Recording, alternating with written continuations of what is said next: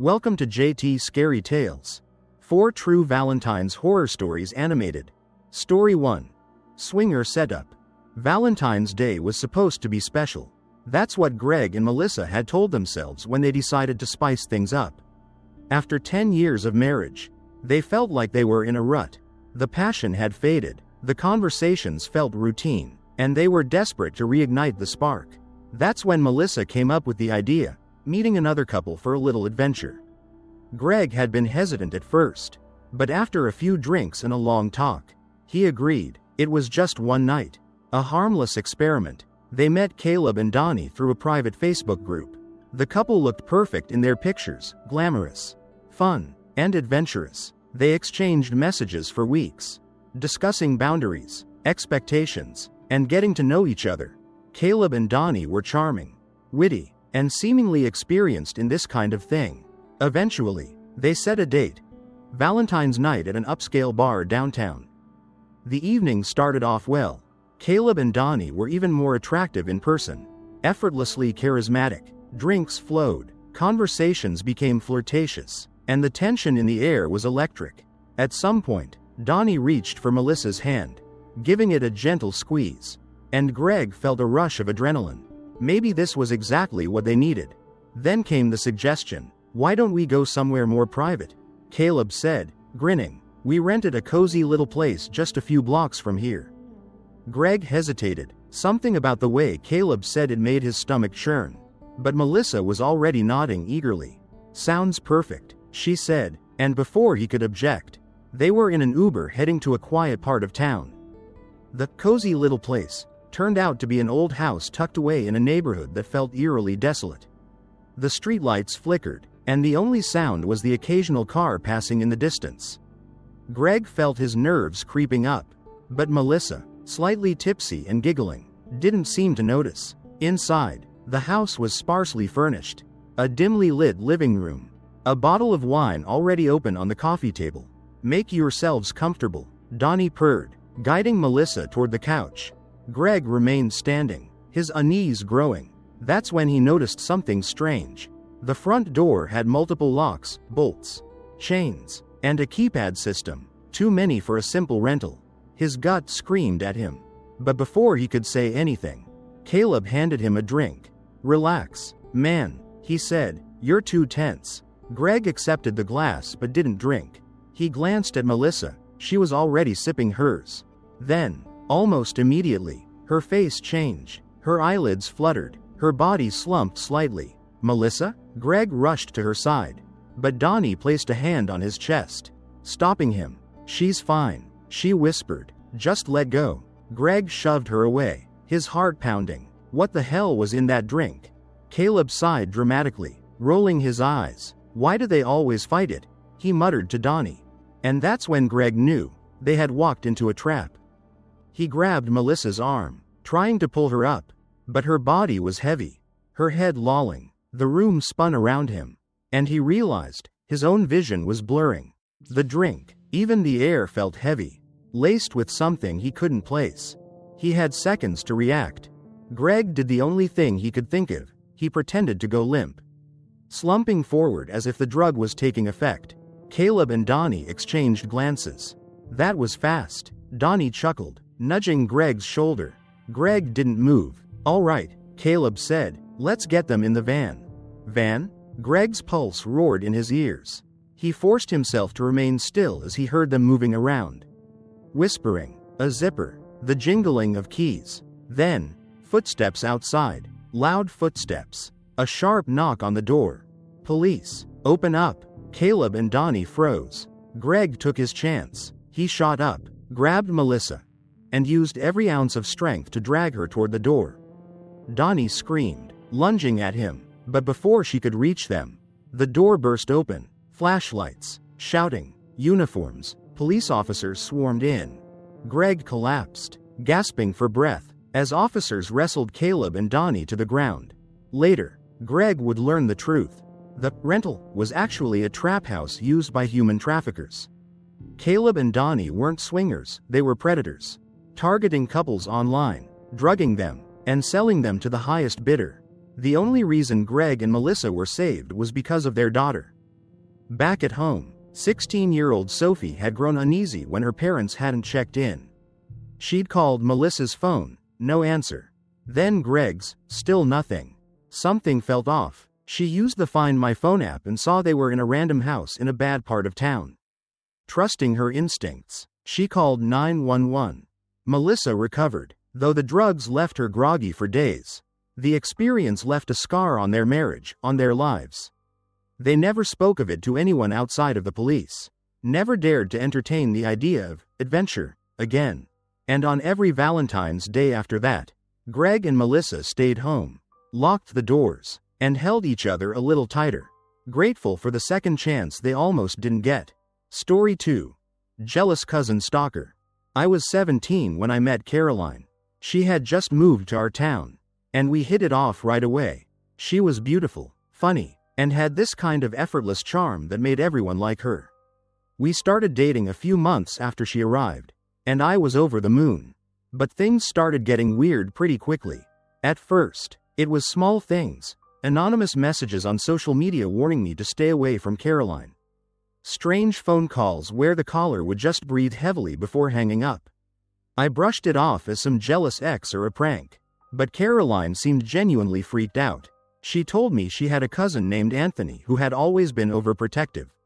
Maybe even obsessive about her. She hadn't seen him in a while, but she admitted that he used to get upset whenever she spent too much time with other people. Especially guys. One night, I was walking Caroline home after a movie when I noticed someone watching us from across the street. It was just a dark silhouette under the street lamp, but I could feel their eyes on us. When I turned to look, they stepped back into the shadows and disappeared. I told Caroline about it, and she looked shaken but insisted it was probably nothing. A few days later, things escalated. I started finding notes in my locker at school, disturbing, rambling messages about how I wasn't good enough for Caroline and how I needed to let her go. One even had a crude drawing of a heart with a knife through it. My tires were slashed in the school parking lot, and my bedroom window was cracked, as if someone had thrown a rock at it. I finally confronted Caroline about Anthony, asking if she had told him about me. She admitted that she had, but she never expected him to react like this. She said he had always been too close to her growing up. That he would get jealous whenever she talked to other boys, even family friends. She had never wanted to believe it was anything more than just a protective cousin looking out for her. But now she wasn't so sure. That weekend, Caroline stayed over at my house because she was too scared to go home alone. Her parents were out of town, and she didn't want to be alone in that big, empty house. Around midnight, we heard a noise outside my bedroom window. I grabbed a baseball bat and crept over, pulling back the curtain just enough to see outside. A figure stood there in the dark, watching us. I yanked the window open and yelled, but the person bolted, disappearing into the night. I ran outside, but they were gone. I called the police, but there wasn't much they could do since no crime had been committed. Caroline was shaking, hugging herself tightly. She finally admitted what I had suspected all along: it had to be Anthony. The next night, Caroline's parents came home, and she felt safe enough to go back. But around 2 a.m., I got a frantic call from her. She was crying, whispering into the phone that someone was inside her house. I didn't even think. I just grabbed my car keys and drove over as fast as I could. When I got there, the front door was slightly open. I rushed inside and found Caroline huddled in the corner of the living room, clutching a kitchen knife. The back door was wide open, swaying slightly in the wind. Someone had been there, but they were gone now. The police came, but again, there was no solid proof of who it was. That changed the next day. Caroline's mom found a note slipped under the back door. It was in Anthony's handwriting. It said, "If I can't have you, no one can." Caroline's parents finally took things seriously. They called Anthony's family, demanding an explanation. His parents admitted that Anthony had been acting erratic lately, obsessing over Caroline, asking about her constantly. When they checked his room, they found disturbing drawings of her, portraits sketched over and over, some with red X's slashed through them. They also found a collection of photos of us together, some taken from a distance, as if he had been following us. Anthony was taken to a psychiatric facility for evaluation. I never saw him again after that. Caroline and I stayed together for a while, but the trauma of what happened put a strain on our relationship. She eventually moved away, and we lost touch. To this day, I still wonder what would have happened if we hadn't taken those threats seriously. If we had ignored the signs. If we had brushed it all off as just overprotectiveness. But deep down, I know the truth. Anthony wasn't just a jealous cousin. He was a stalker, and if things had gone differently, I might not be here to tell this story. Story 3. Apartment Stalker. I had just moved into my new apartment, a small but cozy one-bedroom in a quiet suburban neighborhood.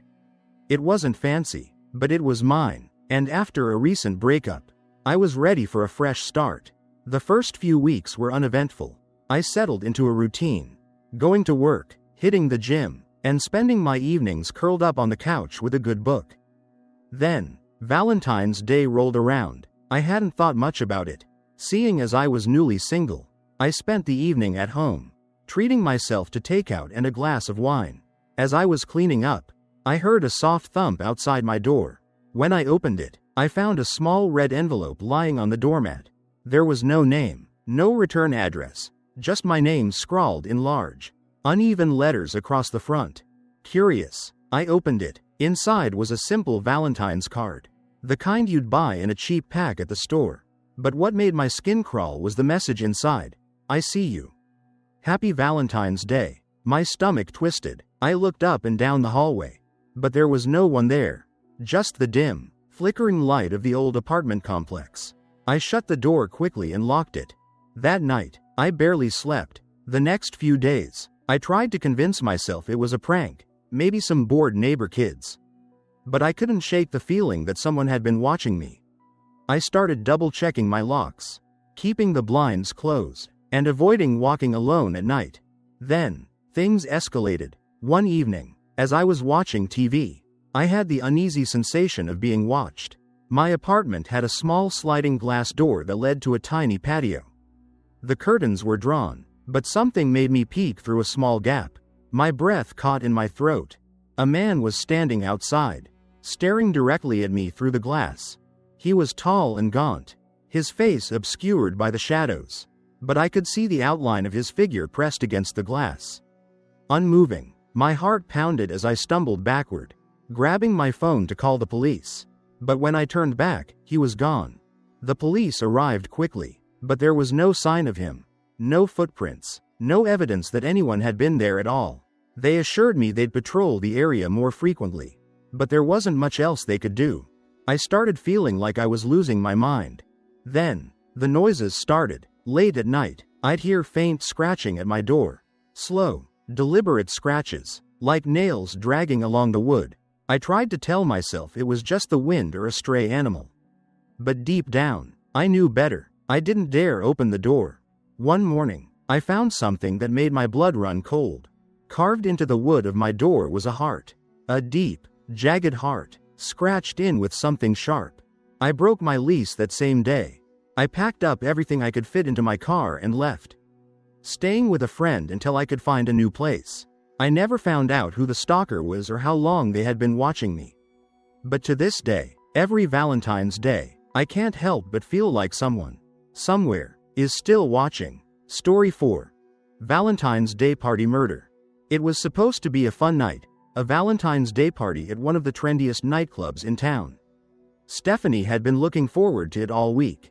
She wasn't seeing anyone seriously, but she and her best friend, Rachel, decided to go out and enjoy themselves. The club was packed, the music was loud, and the atmosphere was electric. It was one of those nights where anything seemed possible.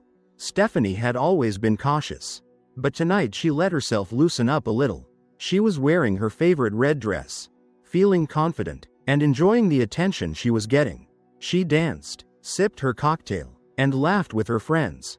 That's when she noticed him, a tall, well-dressed man watching her from across the bar. At first, she thought he was attractive. He had an intense gaze, but there was something about it that made her uneasy. Still, she brushed it off. Plenty of guys looked at her that way, especially on a night like this. Eventually, he approached her. "You have an incredible smile," he said smoothly. She chuckled politely. "Thanks. I'm Jason." He introduced himself. Can I buy you a drink? Stephanie hesitated. She didn't want to be rude, but there was something about his presence that felt off. Still, she told herself she was overthinking things. I'm good, but thanks, she replied. He didn't seem offended. Fair enough, he said with a charming smile. But let me at least get you a dance. Before she could respond, he gently took her hand and led her onto the dance floor. Stephanie wasn't sure why she let him, but she figured one dance wouldn't hurt. As they moved to the music, she felt his grip tighten slightly on her waist. He was too close, his breath hot against her ear. You're beautiful, he whispered. I've been watching you all night. That sent a shiver down her spine. Thanks, she muttered, trying to put some distance between them. He didn't let go right away, but she pulled back firmly, forcing him to release her. I think I need a break, she said, offering a polite smile before walking away. Rachel was waiting for her at the bar. Who's that? She asked, nodding toward Jason. Some guy named Jason, Stephanie replied. He's intense. Rachel frowned. Want me to stick with you? Stephanie nodded. Yeah, let's just stay together. For the rest of the night. She tried to avoid Jason, but she kept catching glimpses of him. No matter where she was in the club, he always seemed to be nearby. He wasn't dancing anymore, just watching. The unease in her stomach grew stronger. Finally, she told Rachel, let's get out of here. Rachel agreed, and they made their way outside. The cold night air was a relief after the heat of the club. They called for an Uber, and as they waited, Stephanie glanced back at the entrance. Jason was standing there, just inside the doorway, watching her. A slow smirk spread across his lips. Her heart pounded. She told herself he was just some creepy guy. Nothing more. Still, she had a gut feeling she couldn't shake. The Uber arrived, and she and Rachel hopped in.